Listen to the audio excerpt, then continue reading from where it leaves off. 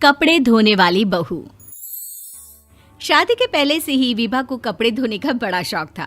कभी नल के नीचे तो कभी तालाब के पास। अरे मेरी नीली वाली लुंगी नहीं दिख रही है। विभा की अम्मा, कहाँ रखी है लुंगी? अरे वो तो विभा ने परसों ही धोकर रखी थी आपकी अलमारी में, देखो वहीं होगी। वो ना मैंने आज धो दी, मुझे लगा कि गंदी हो गई होगी। अरे कैसे गंदी हो गई थी? उसे तो मैंने पहना भी नहीं। हे भगवान, इस लड़की के कपड़े धोने की आदत से परेशान हो गया हूँ मैं। जितना तो घर में राशन नहीं आता उससे कहीं ज्यादा डिटर्जेंट पाउडर का खर्चा है। इसकी शादी करवा दो, शादी जाए अपने घर में ही करे काम, फिर चाहे घर के कपड़े धोने हो या पूरे गांव के। हाँ ठीक बोल रही हो, देखता हूँ मैं कोई लड़का। वो दिन भी आ जाता है जब विभा को देखने लड़के वाले आ जाते हैं। लड़की मुझे अच्छी लगी। होने वाली सास कहती है, बेटी अगर कुछ पूछना है तो पूछ लो। वैसे तो हमारी लड़की बहुत ही शर्मीली है, जो बोल दो वो मान लेती है, इसे क्या पूछना होगा। अरे कैसी बात कर रही हो माँ, मुझे इन लोगों के घर रहना है, सवाल तो कई है। हाँ हाँ बेटा, पूछ लो ना, क्या पूछना है। आप लोगों के घर कपड़े कौन धोता है? सास का मुंह बन जाता है। देखो, अगर तुम ये कहना चाहती हो कि तुम्हें कपड़े धोने नहीं आते तो सुन लो, कपड़े मैं ही धोती हूँ, लेकिन तुम्हारे आ जाने के बाद मैं रुमाल तक नहीं धोऊंगी। अरे चुप रहना भाग्यवान, बहू बेचारी घर आई नहीं, उसे डराना शुरू कर दिया। वो क्या है ना बिटिया, अभी तक तो ये कल्लू की माँ ही धोती थी, लेकिन अब तुम्हारे पापा तो दहेज में वॉशिंग मशीन देंगे ही।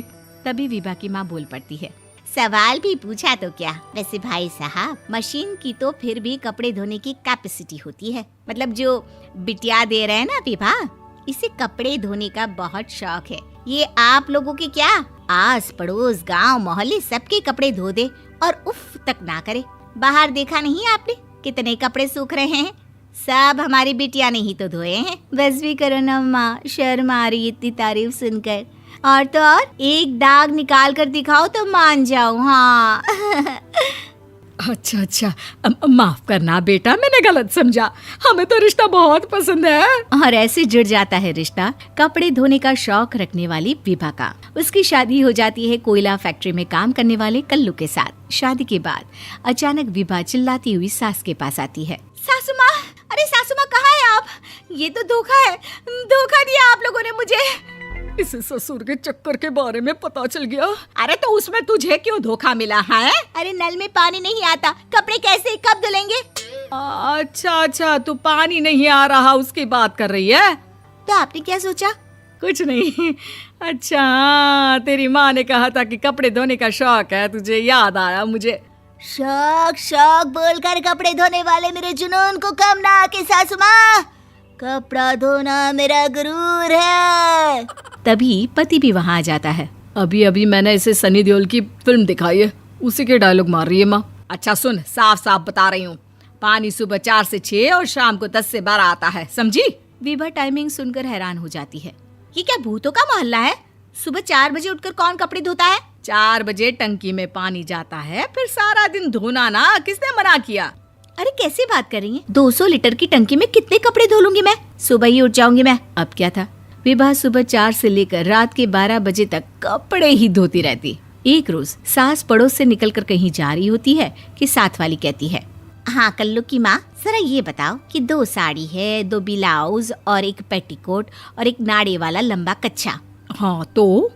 अरे तो क्या, कितना लोगी धुलाई ये बताओ। धोबन दिख रहे हैं हम क्या? हमारे पति सरकारी नौकरी से अभी अभी रिटायर हुए हैं और बेटा सुपरवाइजर है कोयला फैक्ट्री में। धोबन समझ रखा है हमें। हाय रे कल्लू की अम्मा, माफ कर दो, वो तो मोहल्ले में यही सब बता रहे थे कि तुमने बहू को कपड़ा धुलवाने के काम में लगा दिया है। सास को पड़ोसन की बात सुनकर गुस्सा आ जाता है। वो घर पहुंचती है जहां घर के बाहर ही इतने सारे कपड़े सूख रहे होते हैं जितने कि किसी धोबन के घर पर। अरे ओ कल्लू की दुल्हन, बाहर निकल। माँ जी यहीं आ जाओ, बाथरूम में चादर धो रहे हैं हम। अरे अभी हम धोते हैं, तुमको बाहर निकलो। ये आस पड़ोस वाले बोल रहे हैं कि हम बहू से कपड़े धुलवा धुलवा कर उसे कपड़ा धोने वाली बना दिए हैं। अरे छोड़ो ना माँ जी, किन लोगों की बातों में आती हो? आस पास के लोगों का तो काम ही होता है कि वो किसी तरह सास बहू को लड़ा दे। बहू सारे घर के कपड़े धोती है, ये क्या कम है? बोलिए। सास को भी लग जाता है कि वो बहू का ये सनकीपन नहीं छुड़वा सकती, इससे अच्छा है कि खुद ही चुप हो जाए।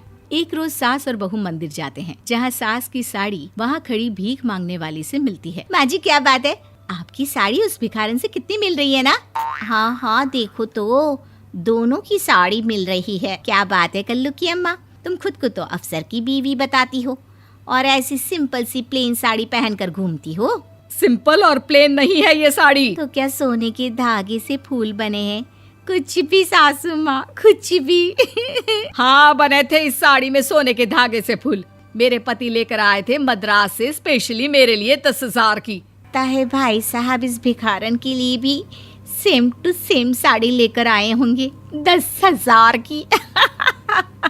सास उस वक्त तो कुछ नहीं कहती, लेकिन बहू के साथ घर आती है और अलमारी से एल्बम निकाल कर लाती है। ये साड़ी देख रही है, ये वही साड़ी है जिसे मैंने अभी पहना था।